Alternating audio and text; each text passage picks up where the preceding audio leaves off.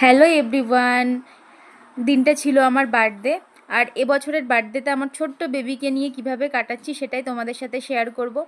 তো যাই হোক, এমনই বিধ্বস্ত অবস্থা বার্থডে গালের যে বাকি আঙুলে নেল পলিশ পরার আর টাইম হয়নি, একটা আঙুলে নেল পলিশ পরেছি, সেটাই তোমাদেরকে দেখাচ্ছি। আর আমার চেহারা দেখে তোমরা বুঝতেই পারছো এতটাই বিধ্বস্ত যে নিজে একটু মাথা চালানোর টাইম পাইনি। যাই হোক, এটা হচ্ছে আমার বার্থডে ডেকোরেশন। কেমন হয়েছে জানিও। এই পুরো ডেকোরেশনটাই আমার মেয়ে করেছে।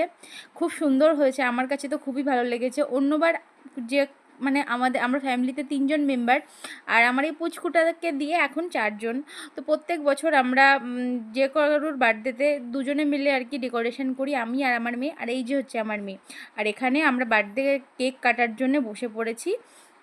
তো কেমন হয়েছে কেকটা জানিও। এই যে হচ্ছে কেক। তো এখন কেক কাটিং করব।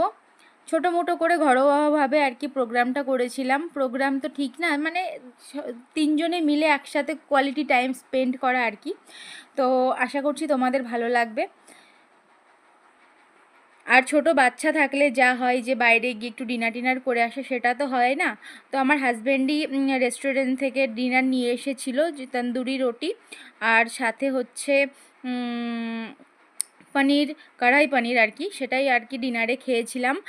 আর সাথে ছিল মিষ্টি, পায়েস। আর মাংসটা পরের দিন আমার হাজব্যান্ড আমার জন্য রান্না করে খাইয়েছিল। অ্যাকচুয়ালি আজকে মঙ্গলবার যেহেতু, তো আমরা নিরামিষ, মঙ্গলবারে নিরামিষ খাওয়ার চেষ্টা করি।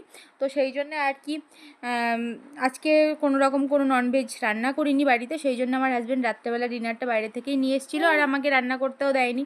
যাই হোক, এইভাবে ছোটো মোটোভাবে আমরা আজকের দিনটা সেলিব্রেট করলাম। তোমাদের কেমন লাগলো জানিও।